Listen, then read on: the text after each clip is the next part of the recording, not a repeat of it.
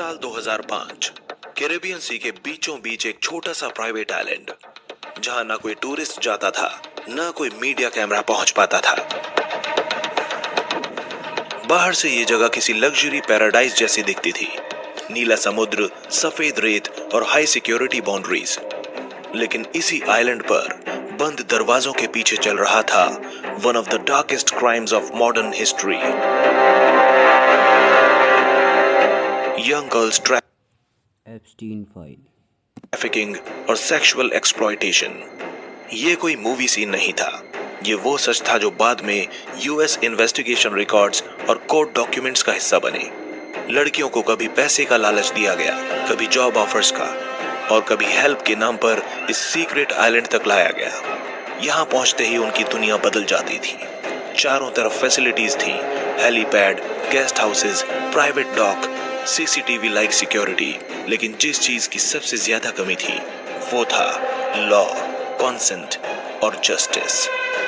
और इस पूरी नेटवर्क के सेंटर में था एक नाम, जेफरी एप्स्टीन। एक ऐसा व्यक्ति जिसे पब्लिक इमेज में एक बिलियनियर, फाइनेंसियर और एलीट सोशल सर्कल का इनसाइडर कहा जाता था, लेकिन जिसकी असली पहचान सालों तक शैडो में रही।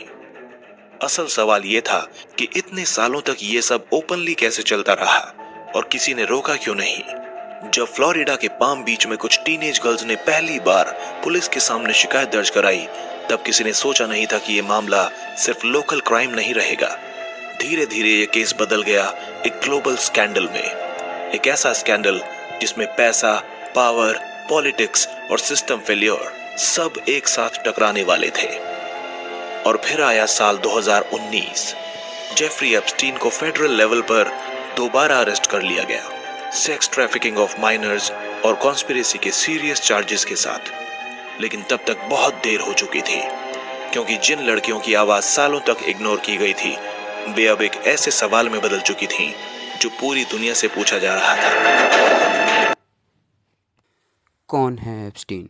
आज के इस खास एपिसोड में हम जानेंगे कि जेफरी एप्स्टीन आखिर कौन था और कैसे एक साधारण सा आदमी मनी, इन्फ्लुएंस और क्राइम के इस अंधे एम्पायर का मास्टर बन गया। साल 1953, न्यूयॉर्क का ब्रुकलिन इलाका, यहीं जन्म हुआ जेफरी एडवर्ड एप्स्टीन का। ना कोई रॉयल फैमिली, ना कोई बिजनेस एम्पायर और ना ही कोई एक्स्ट्राऑर्डिनरी शुरुआत। उसके पिता एक साधारण सरकारी कर्मचारी थे और माँ एक स्कूल असिस्टेंट के तौर पर काम कर रही थी। बाहर से देखने पर यह एक बिल्कुल मिडिल क्लास अमेरिकन फैमिली थी, जहां से आमतौर पर या तो एक नॉर्मल नौकरी निकलती है या एक शांत जिंदगी। एप्स्टीन की पढ़ाई भी कुछ अलग नहीं थी। उसने कॉलेज में दाखिला लिया, लेकिन डिग्री कभी पूरी नहीं की। ना कोई फाइनेंस की फॉर्मल एजुकेशन, ना कोई एलीट एमबीए। फिर भी आगे चलकर वही आदमी दुनिया के सबसे अमीर और ताकतवर लोगों के बीच बैठा नजर आया। यही वो पहली मिस्ट्री है जिस पर बाद में इन्वेस्टिगेटर्स ने भी सवाल उठाए। 1970 की शुरुआत में एप्स्टीन को न्यूयॉर्क के एक प्रेस्टीजियस प्राइवेट स्कूल में मैथ्स और फिजिक्स पढ़ाने की नौकरी मिल गई। ये वही स्कूल था जहां अमीर फैमिलीज के बच्चे पढ़ते थे, पॉलिटिशियंस, बैंकर्स और सीईओज के बच्चे।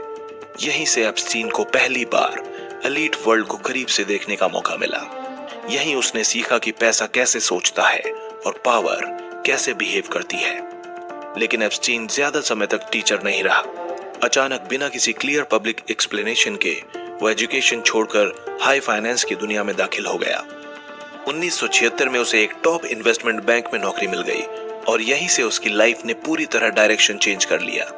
सवाल आज भी वही है, बिना डिग्री, बिना ट्रैक रिकॉर्ड, इतनी बड़ी एंट्री पॉसिबल कैसे हुई? 1980 तक आते आते एप्स्टीन खुद को एक फाइनेंशियल एडवाइजर और मनी मैनेजर के रूप में पेश करने लगा। लेकिन उसका काम एडवाइजर जैसा नहीं था। उसके क्लाइंट्स पब्लिक नहीं थे, उसकी कंपनियां ओपेक थीं, यानी उनका कोई खास विवरण मौजूद नहीं था, और उसके ट्रांजैक्शंस ज्यादातर प्राइवेट ट्रस्ट्स और शेल लाइक स्ट्रक्चर्स के जरिए होते थे। धीरे धीरे एप्स्टीन सिर्फ एक पैसा मैनेज करने वाला आदमी नहीं रहा, वो बन गया एक्सेस प्रोवाइडर, एक ऐसा व्यक्ति जो रिच लोगों को रिच लोगों से मिलवाता था, पावरफुल लोगों को प्राइवेट स्पेस देता था और खुद को हर जगह यूजफुल बना लेता था। यही यूजफुलनेस आगे चलकर उसकी सबसे बड़ी ताकत भी बनी और सबसे बड़ा खतरा भी। पब्लिक इमेज में वो एक क्वाइट बिलियनियर था, कम इंटरव्यूज, कम स्टेटमेंट्स और ऑलमोस्ट जीरो ट्रांसपेरेंसी। लेकिन पर्दे के पीछे उसकी लाइफ में बढ़ रही थी लग्जरी प्रॉपर्टीज, प्राइवेट जेट्स और वो सीक्रेट लोकेशंस जिनकी झलक बाहर की दुनिया को बहुत बाद में मिली। और यहीं से ये कहानी सिर्फ एक आदमी की सक्सेस स्टोरी नहीं रहती, ये बदलने लगती है एक ऐसे सवाल में जो आज भी अनआंसर्ड है। क्या जेफरी एप्स्टीन सच में सेल्फ मेड फाइनेंशियर था या फिर किसी और ही खेल का मोहरा? अब सवाल और भी सीरियस हो जाता है, जेफरी एप्स्टीन आखिर इतना अमीर बना कैसे? क्योंकि जहां आम फाइनेंसर्स की वेल्थ साफ दिखाई देती है, कंपनीज, स्टॉक होल्डिंग्स, क्लाइंट्स, वहीं एप्स्टीन की मनी स्टोरी शुरू से ही ओपेक और कंफ्यूजिंग रही। पब्लिक रिकॉर्ड्स में ना तो उसके बड़े स्केल इन्वेस्टमेंट साफ दिखते हैं, ना ही ये पता चलता है कि उसने कौन सा ऐसा रेवोल्यूशनरी बिजनेस मॉडल अपनाया था जिससे वो सैकड़ों मिलियन डॉलर तक पहुंच गया। 1970 के अंत और 1980 की शुरुआत में एप्स्टीन ने वॉल स्ट्रीट में खुद को एक हाई लेवल फाइनेंशियल एडवाइजर के तौर पर पोजीशन किया। वो दावा करता था कि वो केवल अल्ट्रा रिच क्लाइंट्स के लिए काम करता है, ऐसे क्लाइंट्स जिनके नाम पब्लिक में नहीं आते। यही पहला रेड फ्लैग था, क्योंकि फाइनेंस इंडस्ट्री में ट्रांसपेरेंसी एक बेसिक नॉर्म होती है, लेकिन एप्स्टीन का पूरा मॉडल ही सीक्रेसी पर टिका हुआ था। धीरे धीरे उसने ये इमेज बनाई कि वो सिर्फ पैसा मैनेज नहीं करता, बल्कि टैक्स प्लानिंग, एसेट प्रोटेक्शन और कॉन्फिडेंशियल वेल्थ स्ट्रक्चरिंग में भी एक्सपर्ट है। उसकी कंपनियां ज्यादातर प्राइवेट ट्रस्ट्स और लिमिटेड पार्टनरशिप्स के जरिए ऑपरेट करती थीं, जिससे असली ओनरशिप और कैश फ्लो को ट्रेस करना बहुत मुश्किल हो जाता था। इन्वेस्टिगेटर्स के अनुसार यही स्ट्रक्चर बाद में उसके लिए शील्ड भी बना। एप्स्टीन की वेल्थ का एक बड़ा हिस्सा जुड़ा बताया जाता है लेस्ली वेक्सनर से, जो उस समय एक मेजर अमेरिकन बिलियनर थे। वेक्सनर ने एप्स्टीन को अपने फाइनेंसेस तक एक्स्ट्राऑर्डिनरी एक्सेस दिया था, यहां तक कि एप्स्टीन को पावर ऑफ अटॉर्नी भी मिली थी। यही वो पॉइंट था जहां एप्स्टीन की लाइफ ओवरनाइट चेंज हो गई। न्यूयॉर्क की multi million dollar mention, private jets और ग्लोबल ट्रैवल, सब कुछ इसी दौर में शुरू हुआ। लेकिन यहीं से सवाल और गहरे हो जाते हैं। फाइनेंस एक्सपर्ट्स और जर्नलिस्ट ने बार बार ये पॉइंट उठाया कि एप्स्टीन के नाम पर कोई बड़ा हेज फंड, कोई फेमस आईपीओ या कोई पब्लिक फाइनेंशियल सक्सेस स्टोरी मौजूद ही नहीं है।